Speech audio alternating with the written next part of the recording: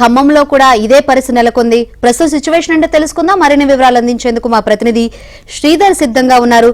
శ్రీధర్, ఏంటి ఖమ్మంలో పరిస్థితి? నిన్నటి నుంచి భారీ వర్షాలు పడుతున్నాయి. ఇటు వ్యవసాయం చేసే వాళ్ళకి ఎక్కువ దెబ్బని కూడా తెలుస్తుంది. ఏంటి సిచ్యువేషన్ అక్కడ?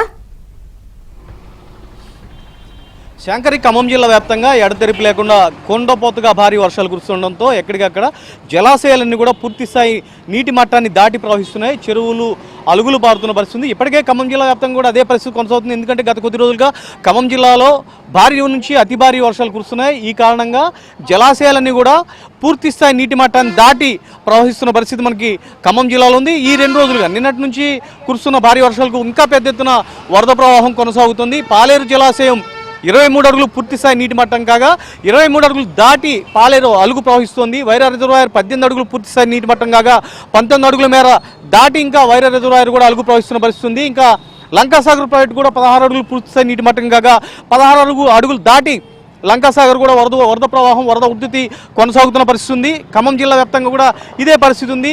భారీ వర్షం కారణంగా ఈరోజు వినాయక చవితి పర్వదినం కావడంతో వినాయక చవితి పత్రి అమ్మకాలకు కూడా ఆటంకం ఏర్పడింది.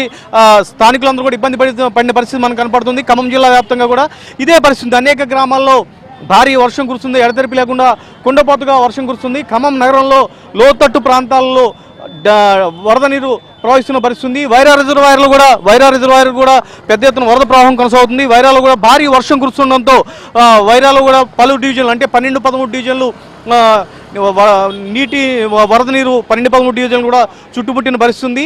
ఇంకా జిల్లా వ్యాప్తంగా ఉన్న వాగులన్నీ కూడా పగిడేరు, నల్లవాగు, బుగ్గవాగు ఈ వాగులన్నీ కూడా ఉధృతంగా ప్రవహిస్తున్న పరిస్థితి మనకు కనపడుతుంది. ఖమ్మం జిల్లాలో భారీ వర్షాలు కురుస్తున్న నేపథ్యంలో జిల్లా యంత్రాంగం అప్రమత్తమైంది. రాష్ట్ర వ్యవసాయ శాఖ మంత్రి తుమ్మల నాగేశ్వరరావు జిల్లా అధికార యంత్రాంగానికి స్పష్టమైన ఆదేశాలు ఇచ్చారు.